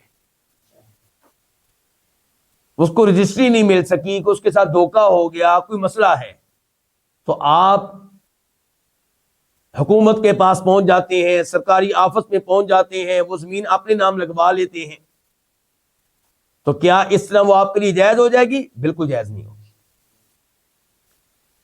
فرمایا وَلَا تَضْرِبُوا بِأَهْلِ الْحُكَامِ، لوگوں کے اموال کو حکمرانوں کے پاس نہ لے کر جاؤ تاکہ تم لوگوں کے مال کا ایک حصہ کھا سکو گناہ کے ساتھ۔ ایسے ہی رشوت دے کر کسی کا حق لے لینا یہ بھی جائز نہیں ہے، بلکہ یہاں پہ وہ حدیث آپ کے سامنے رکھ دینا مناسب ہوگا۔ فرماتے ہیں نبی علیہ الصلوۃ والسلام کہ تم لوگ میرے پاس آتے ہو، اپنا اختلاف اور اپنا مقدمہ لے کر آتے ہو، تم میں سے ایک تیز ترار ہوتا ہے، دوسرا بولنے کے لحاظ سے اس کے مقابلے میں ہلکا ہوتا ہے، ہو سکتا ہے جو تیز ترار ہے اس کی باتوں سے متاثر ہو کر میں اس کے حق میں فیصلہ کر دوں، لیکن میرے فیصلہ کرنے سے وہ چیز جو اس کے لیے حرام تھی حلال نہیں ہو جائے گی، بلکہ وہ جہنم کی آگ کا ٹکڑا ہے، لینا ہے تو لے لے، چھوڑنا ہے تو چھوڑ لے۔ تو یہ خیال رکھنا چاہیے ان چیزوں کا، خود ہی بچنا چاہیے، لوگوں کا حق کیوں کھائیں، لوگوں کا مال کیوں لے۔ آیت نمبر 189 189، یسألونک عن الاہلہ، وہ آپ سے سوال کرتے ہیں عن الاہلہ، چاندوں کے بارے میں۔ الاہلہ اصل میں ہلال کی جمع ہے، اور ہلال کہتے ہیں پہلی تاریخ کے چاند کو اور دوسری تاریخ کے چاند کو، بعد میں جو چاند ہوتا ہے اس کو ہلال نہیں کہتے، جو نیا نیا چاند ہوتا ہے اس کو ہلال کہتے ہیں۔ تو لوگ سوال کرتے ہیں آپ سے کہ یہ کیوں ایسا ہوتا ہے کہ پہلے چاند باریک سا، پھر وہ موٹا ہونا شروع ہو جاتا ہے، 14ویں تاریخ کو مکمل ہو جاتا ہے، پھر گھٹنا شروع ہو جاتا ہے، اور مہینے کے آخری تاریخ میں غائب ہو جاتا ہے، یہ کیا ہے چکر؟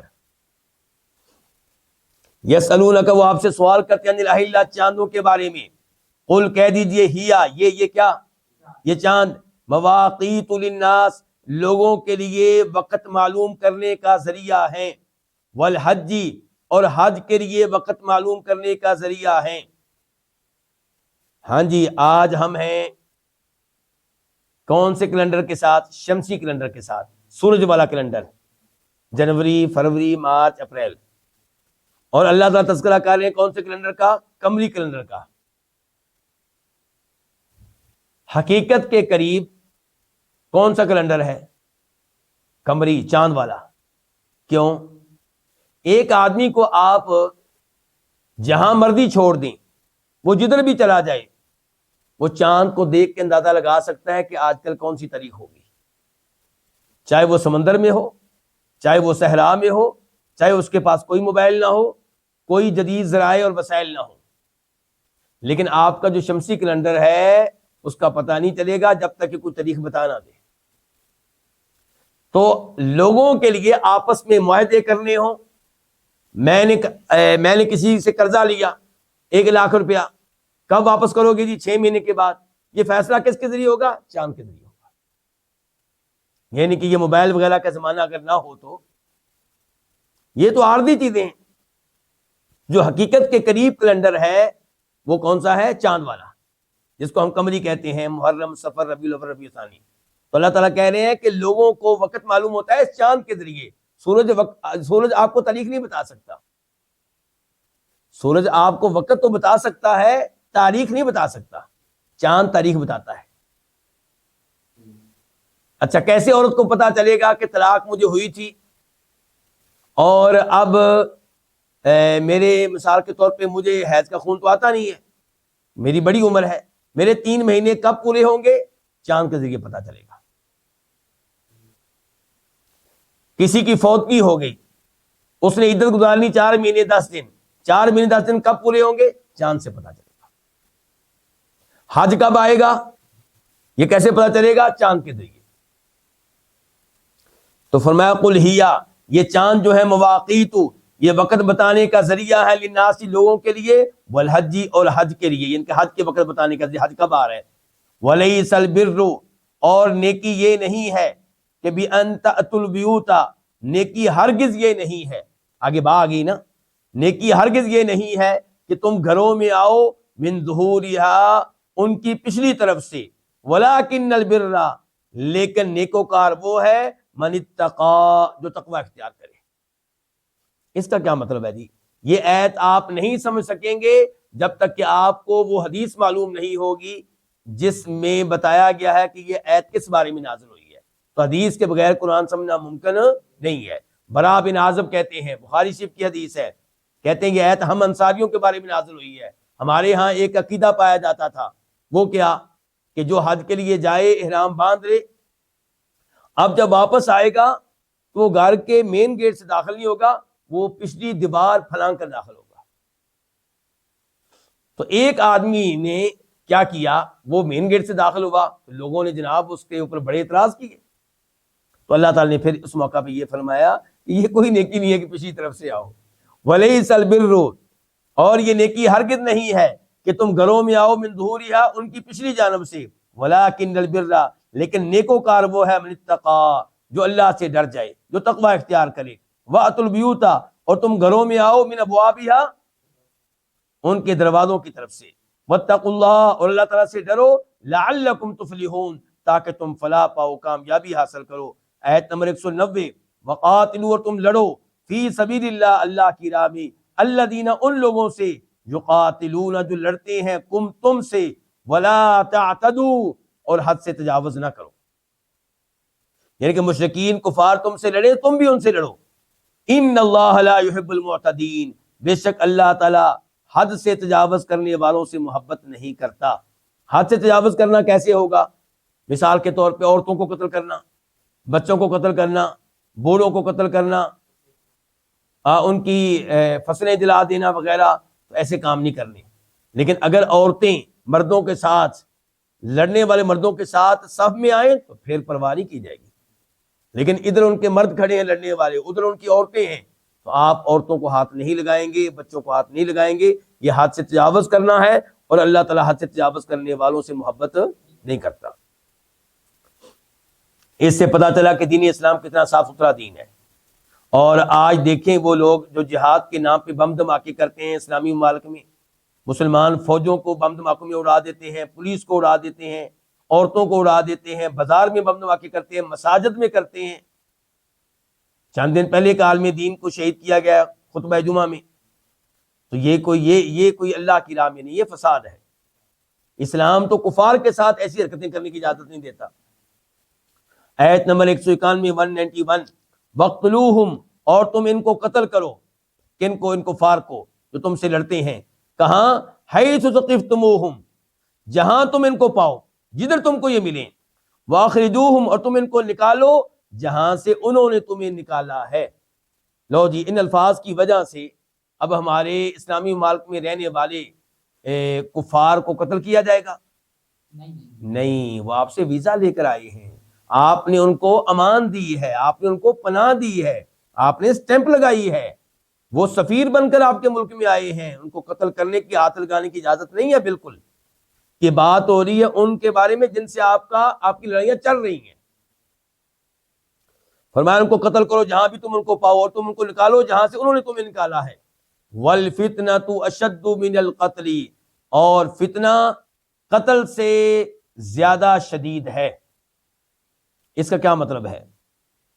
فتنہ کا لفظی معنی ہوتا ہے آزمائش۔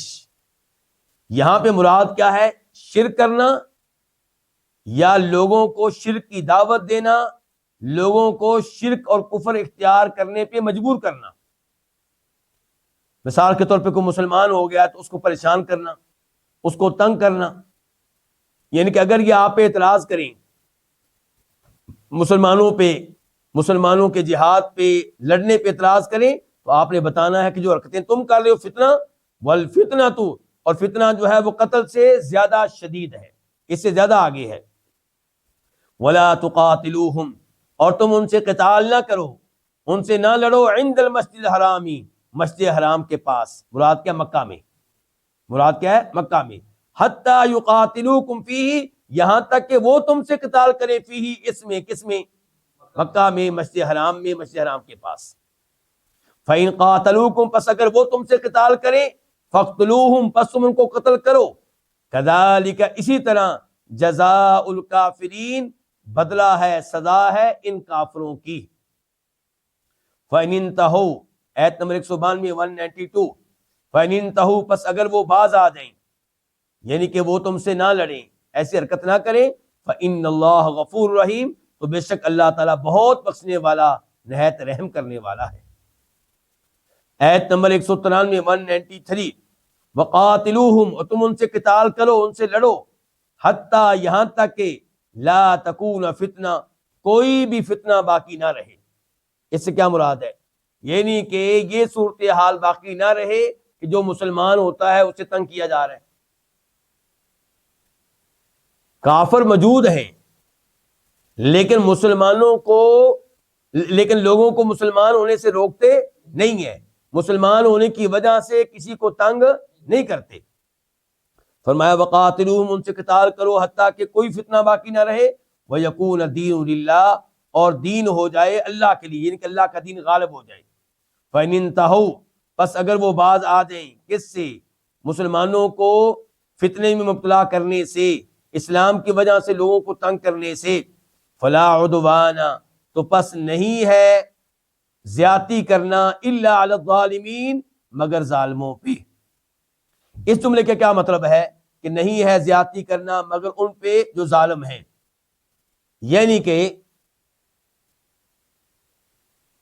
اب جب وہ ٹھیک ہو گئے، وہ فتنے میں مبتلا نہیں کر رہے، وہ مسلمانوں کو تنگ نہیں کر رہے، اب اگر مسلمان ان کے اوپر حملہ کریں گے تو یہ مسلمانوں کی طرف سے زیادتی ہے، تو زیادتی کرنے والا کون ہے؟ پھر یہ ظالم ہے۔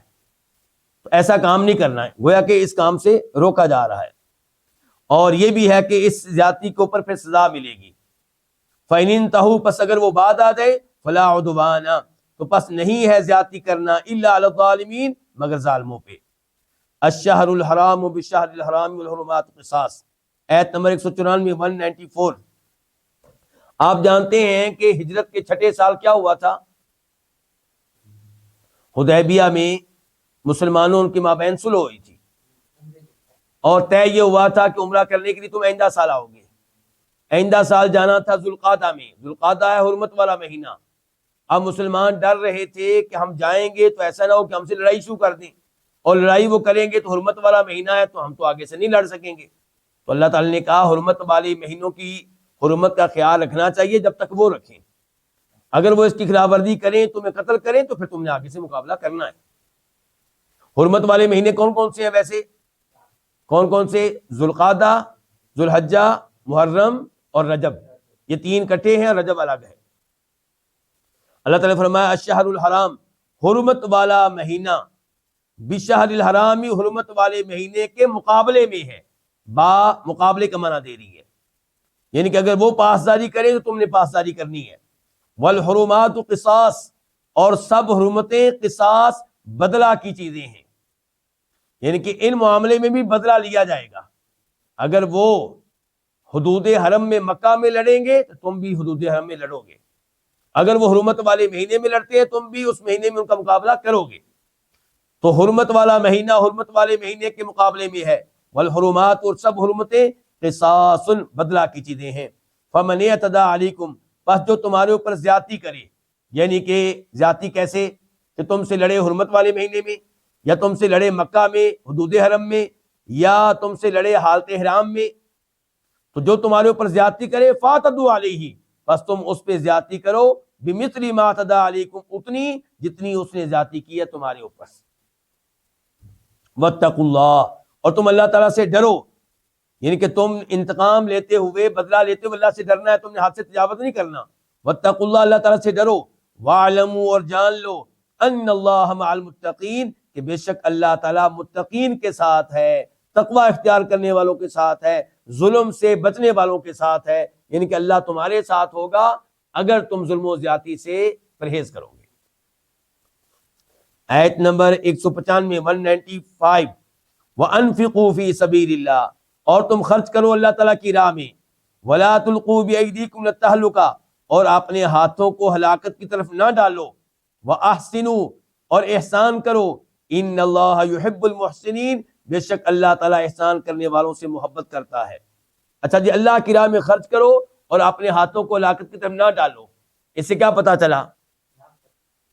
یہاں پہ پہلے میں ایک واقعہ آپ کے سامنے رکھنا چاہوں گا، درست واقعہ ثابت ہے کہ کسی جگہ صحابہ کرام لڑ رہے تھے رومیوں سے، رومی اس زمانے کی سپر پاور تھے جیسے امریکہ ہے، تو وہاں پہ ایک مسلمان جو ہے وہ آگے بڑھا اور ان کی صفوں میں داخل ہو گیا۔ اب ایک آدمی دشمن کی صفوں میں داخل ہوگا، انجام کیا ہوگا؟ مارا جائے گا، مارا جائے گا، یعنی کہ لڑائی کے لیے تو وہ جمع تھے نا، لیکن یہ کہ اکیلے اس طرح جانا گویا کہ موت کو دعوت دینا ہے۔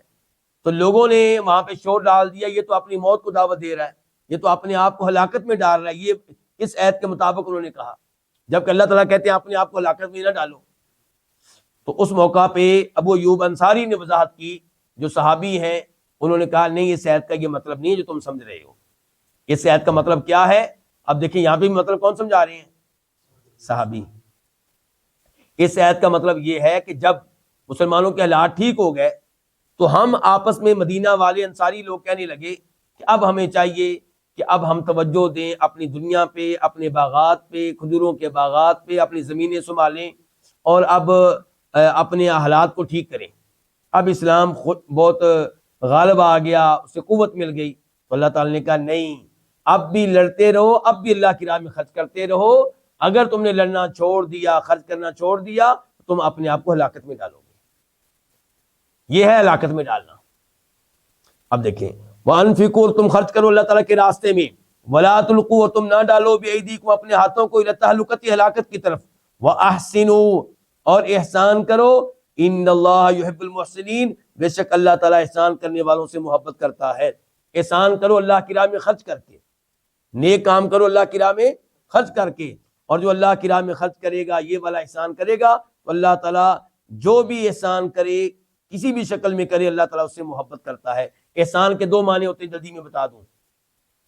ایک یہ ہے لوگوں کے ساتھ اچھا سلوک کرنا، حسن سلوک کرنا، تو اللہ تعالیٰ اس سے محبت کرتا ہے جو لوگوں کے ساتھ اچھا سلوک کرے، لیکن ہو عقیدہ ٹھیک ہو، توحید کے اوپر ہو، شرک کے اوپر نہ ہو۔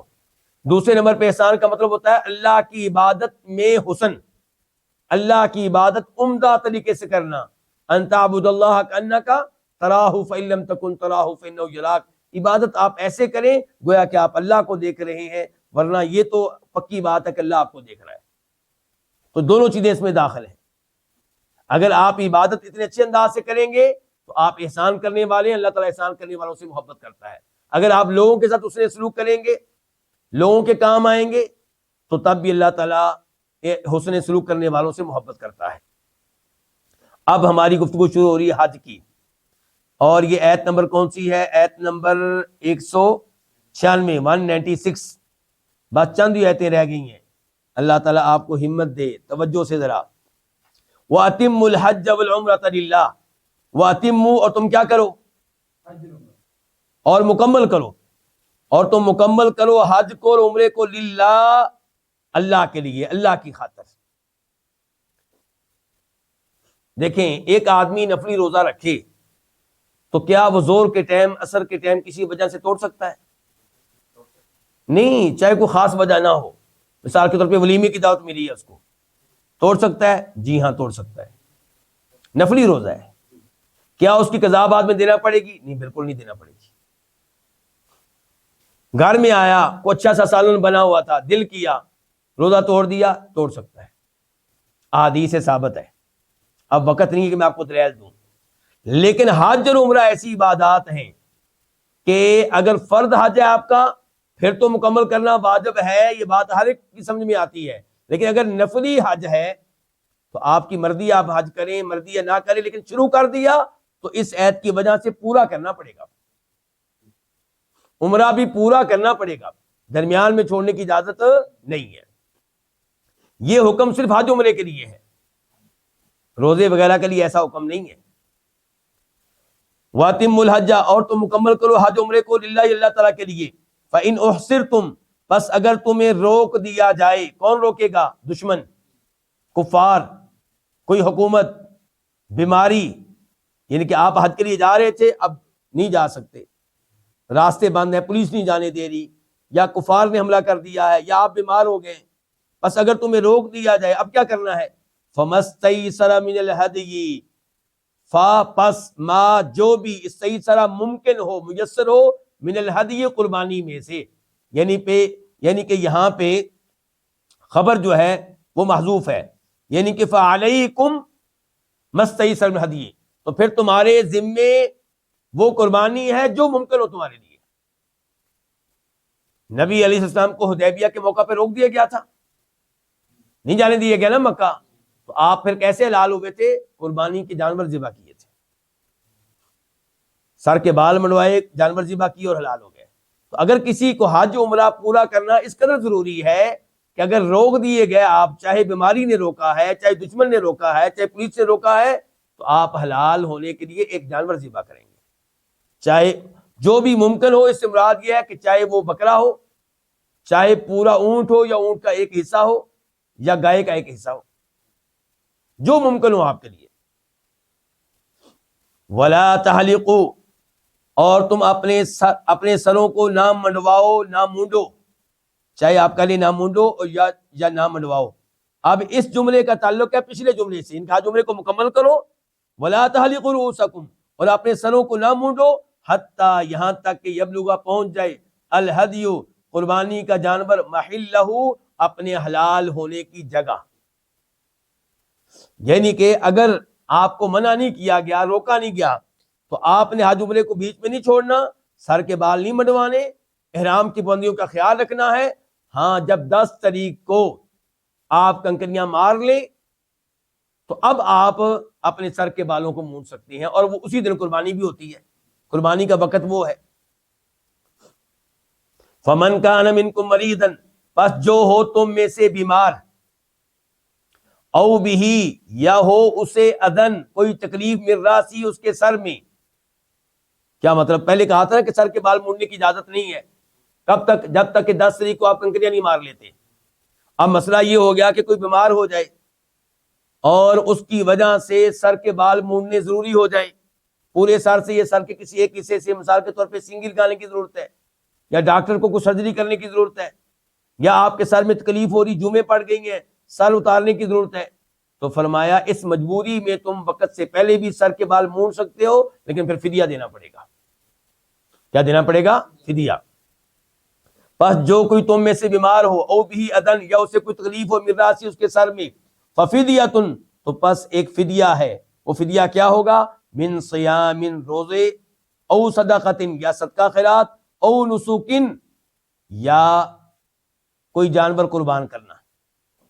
اچھا، روزے رکھیں گے تو 3 دن کے ہوں گے، اور اگر صدقہ دیں گے تو 6 مسکینوں کو کھانا کھلائیں گے، اور اگر نسک کریں گے تو ایک بکرا ذبح کریں گے، یا وہی بات کہ اونٹ میں حصہ یا گائے میں حصہ۔ فَإِذَا أَمِنْتُمْ، پس جب تم امن میں آ جاؤ، یعنی کہ دشمن کا پہلے خوف تب ختم ہو گیا۔ فَإِذَا أَمِنْتُمْ، پس جب تم امن میں آ جاؤ، فَمَنْ تَمَتَّعَ بِالْعُمْرَةِ لِلْحَجِّ، پس جو حج کے ساتھ ساتھ عمرے کا فائدہ اٹھائے، حج کے ساتھ ساتھ عمرے کا فائدہ اٹھائے، فَمَسْتَيْسَرَ مِنَ الْهَدْيِ، تو اس کے ذمے ہے مستیسرا، جو بھی ممکن ہو، من الہدی، قربانی میں سے۔ یہ مسئلہ آپ کو پہلے میں بتا چکا ہوں تفسیر کے علاوہ، کہ اگر آپ حج وہ کرتے ہیں جو عمرے والا حج ہے تو اس میں قربانی کرنا پڑے گی، یہ مطلب ہے صحت کا۔ وہ 2 طرح کے حج ہوتے ہیں، یا حج تمتع یا حج قران، یعنی کہ اگر آپ ایک ہی سفر میں عمرے کے حج کے ساتھ ساتھ عمرہ بھی کر رہے ہیں تو پھر آپ کے اوپر کیا واجب ہے؟ قربانی، یعنی کہ آپ حج تمتع کر رہے ہیں یا حج قران کر رہے ہیں۔ حج قران کیا ہے کہ آپ میقات سے ایک ساتھ نیت کرتے ہیں عمرے کی بھی اور حج کی بھی، اور حج تمتع کیا ہے کہ آپ میقات سے نیت کرتے ہیں حج کے مہینوں میں عمرے کی، مکہ پہنچ کے عمرہ کر کے آپ حلال احرام کھول دیتے ہیں، آزاد ہو جاتے ہیں، اور 8 تاریخ کو مکہ سے ہی آپ حج کا احرام باندھتے ہیں، تو آپ نے عمرہ کیا اور حج بھی کیا، درمیان میں آپ حلال ہوئے، حج تمتع ہو گیا۔ تو ان دونوں طرح کے حج میں قربانی واجب ہے، اور ایک ہوتا ہے تنہا حج عمرے کے بغیر، اس میں قربانی واجب نہیں ہے۔ فمن تمتع بالعمرۃ، پس جو حج کے ساتھ ساتھ عمرے کا فائدہ اٹھائے، فمستیسر، یہاں پہ بھی وہی خبر جو ہے وہ محذوف ہے، پوشیدہ ہے، کیا؟ فعلیہ، ان کو اس کے ذمے ہے، مستیسر، جو بھی ممکن ہو من الہدی، قربانی میں سے، فمن لم یجد، پس جو نہ پائے، کیا نہ پائے؟ قربانی کا جانور، ان کے پیسے نہیں ہے یا مل نہیں رہا، فصیام ثلاثۃ ایام، تو روزے ہیں 3 دن کے، فی الحج، حج کے دوران، وسبعۃ، اور 7 دن کے روزے ہیں، اذا رجعتم، جب تم واپس آ جاؤ۔ کہاں واپس آ جاؤ؟ اپنے گھر میں، اپنے وطن میں۔ ٹوٹل روزے کتنے ہو گئے؟ 10۔ تلک عشرۃ کاملہ، یہ 10 ہیں کاملۃ، مکمل۔ اچھا، یہ اللہ نے کیوں کہا 10 مکمل؟ علماء کرام نے کہا اس لیے کہ اللہ نے پہلے کیا کہا تھا؟ 3 حج میں اور 7 واپسی پہ۔ اچھا، لفظ کیا ہے؟ وسبعۃ، واو، یہ واو کبھی کبھی عربی میں او کے معنی میں ہوتا ہے، تو ہو سکتا ہے کوئی اس کا معنی یہ سمجھ لیتا کہ 3 روزے حج میں رکھیں، یا پھر آپ 3 کی بجائے 7 گھر میں آ کے رکھ لیں۔ جیسے علماء کرام کہتے ہیں کہ نبی علیہ السلام کا طریقہ یہ تھا کہ نماز جمعہ کے بعد آپ کبھی 2 رکعتیں پڑھتے، کبھی 4، جب مسجد میں پڑھتے تو 4، گھر میں پڑھتے تو 2۔ تو یہاں پہ کیا ہو جائے گا؟ گویا کہ او ہو گیا، یا یہ یا وہ۔ تو اس لیے اللہ تعالیٰ نے کہا نہیں، 10 کے 10 رکھنے ہیں، تلک عشرۃ کاملہ، یہ 10 مکمل ہیں۔ ذالک، یہ کیا؟ یہ یعنی کہ جو حج کے ساتھ عمرہ بھی کرے گا اس کے اوپر واجب ہے کیا؟ قربانی۔ حج تمتع والے پہ، حج قران والے پہ کیا واجب ہے؟ قربانی۔ یہ جو حکم ہے ذالک، یہ لمن لم یکن اہلہ حاضر المسجد الحرام، یہ اس کے لیے ہے جس کے گھر والے مسجد حرام میں رہنے والے نہ ہوں، مکہ میں رہنے والے نہ ہوں۔ یہ حکم اس کے لیے ہے جس کے گھر والے مسجد حرام میں، ان کے مکہ میں رہنے والے نہ ہوں۔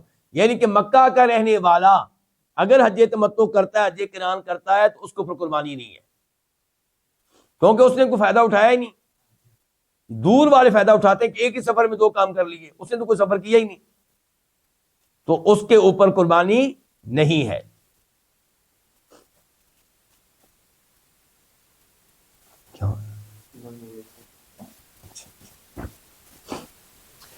واتقوا اللہ، اور تم اللہ تعالیٰ سے ڈرو، واعلموا، اور جان لو، ان اللہ، کہ بے شک اللہ تعالیٰ، شدید العقاب، سخت سزا دینے والا ہے۔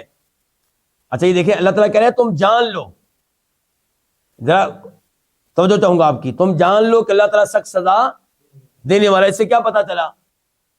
اس سے یہ پتا چلا کہ اللہ تعالیٰ کے بارے میں علم لینا چاہیے کہ اللہ تعالیٰ کون ہے، اللہ کی صفات کیا ہے، اللہ کی صفات کا علم ہونا چاہیے۔ اللہ رب العزت سے دعا ہے کہ اللہ تعالیٰ ہمیں قرآن حکیم سمجھنے کی توفیق عنایت فرمائے۔ وصلی اللہ تعالی علی نبینا محمد وعلی آلہ وصحبہ اجمعین۔